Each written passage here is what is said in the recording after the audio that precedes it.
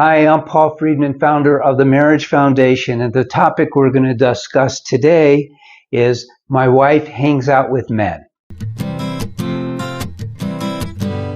Hi, welcome back. Again, I'm Paul Friedman, founder of the Marriage Foundation, and I'm glad you found us if you aren't already a regular subscriber. And as you know, the way I do this, and I'm Paul Friedman, is I like to give a broader context to the problem that people come to us with. And by the way, you can write into our counselors. They're all well-trained. They've been doing this for a long time, real marriage counselors who are saturated with our teachings, which are unique. So we'll give you really true good advice. Just go to the website, and I think in the description below, there's a link to ask a counselor. So that should be helpful for you. But let's get into this topic and begin with a broader context of marriage. Because most people really don't understand marriage. And if you ask yourself, well, what is marriage? What's my role in marriage? What's my wife's role? What's marriage all about anyway? You really don't have a good answer. And so when you learn to drive a car, you learn about cars, you learn about the roads, you learn about the highway. So you're not going to crash into everything as you are in your marriage right now. Now, the primary reason we get married, and you're going to be thinking, well, I fell in love with her, but that's not the primary reason. Yes, falling in love is huge, but you want to be happy. And you found your soulmate. And happiness comes in a large part from having an environment that's filled with love and filled with harmony. Now, in the beginning, your wife wasn't hanging out with men. So what happened? Well, unfortunately, we get into marriage like it's a ride at Disneyland. And we just get in and go and think everything's going to be fine. But that isn't true. Now, I'm not telling you it requires a lot of work, but it does require a lot of wisdom. One of the really important aspects of marriage, which we already hit on, you might say, by talking about the fact that you fell in love, one of the major aspects is learning how to cultivate that love. I describe marriage as the sacred space of marriage. Okay? You got married and you entered into a space that comprises only of the two of you. Even if you have kids, it's just the two of you. And that space needs to be cultivated with happiness, with love, with positivity and harmony. Otherwise, imagine a container. And there's nothing in there but water. It's going to be just water. But you add some sugar. Now it's going to be sweet water. Add some flavoring. Now it's going to be flavored sweet water and quite enjoyable. And that's what you wanted your marriage to be, where the two of you are constantly infusing the flavor, you might say, of your personalities, of who you are, and the sweetness of constant cultivation of positive love. So that means that there can't be complaining, there can't be criticizing, there can't be calling each other out, as most people would say, well, you got to call her out on that. I used to think that too. Now, I thought that too, but way back in 2001, I was a divorce mediator. And I was helping people get a divorce because of situations like this. And I thought, yeah, you got to set boundaries. You got to call her out on her stuff. You got to ask her, are you cheating on me? What's going on here? Now, I recognize that as taboo. Instead, my recommendation is very simple. You got to go back to basics. Now, I teach all this stuff. I used to speak at Second Saturday, which was a divorce support group. I used to have speaking engagements with crowds of people who wanted to learn how to be married. I've written a couple of books. We even have online marriage help courses. But it really all is essential stuff. You know, I like to think, and this is not a religious thing, but you know, if you read the 10 Commandments, just the 10 Commandments, everything you need to know about living is there. But it's the details that catch us, right? You know, we don't want to be sinners. We want to lead a moral life. But, you know, even what's described as the top law, learn to love your neighbor as you love yourself, love God with all your heart, mind, and soul. I mean, there's a lot of interpretation there. You can't just do it, which is why I wrote books about marriage and have the courses, because there's a lot of intricacies. Let me give you an example. We'll use the example of your wife is now hanging out with men. You know it's not right. You know intuitively it's not right. It creates fear, right? Fear is not part of love. But now you got to ask the question, why would she do that?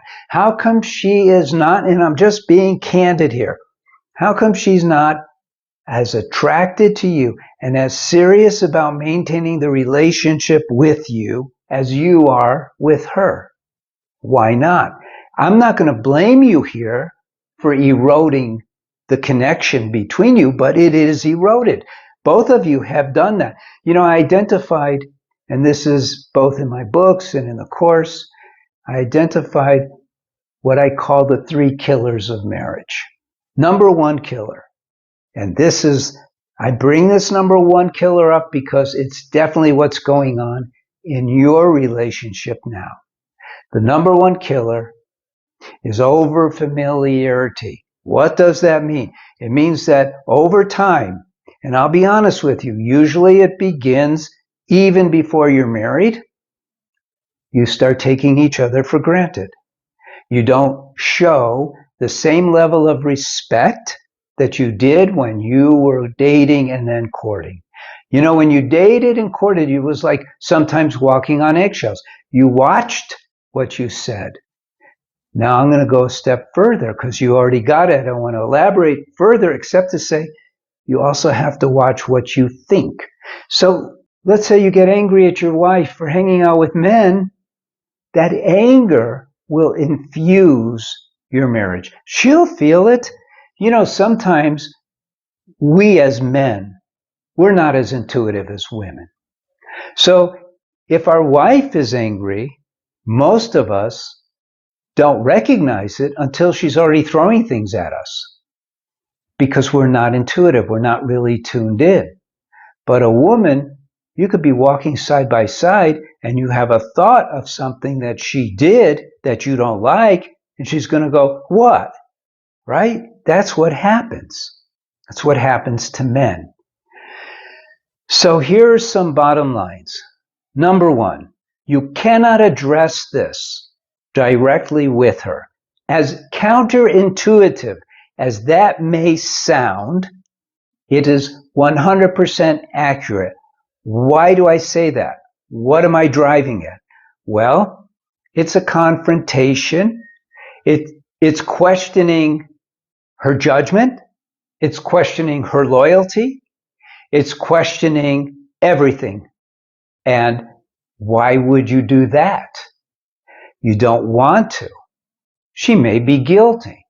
Trust me on this. If she is cheating on you, it's possible. If you're already looking at this, it's possible. You'll find out. You don't have to push it because your intention should be to save your marriage, right? Because there was love there. That love is probably still there, but it needs to be resurrected, which means your marriage needs to be reprogrammed, which means you as an individual, not with her, just you need to do the work to revamp the marriage. People go, Paul, what are you talking about? How can that work? Well, I'm going to tell you what does not work. Couples counseling does not work. And I've trained so many marriage counselors, I can't even tell you how many, because we have a course for that. But I've also done it in person.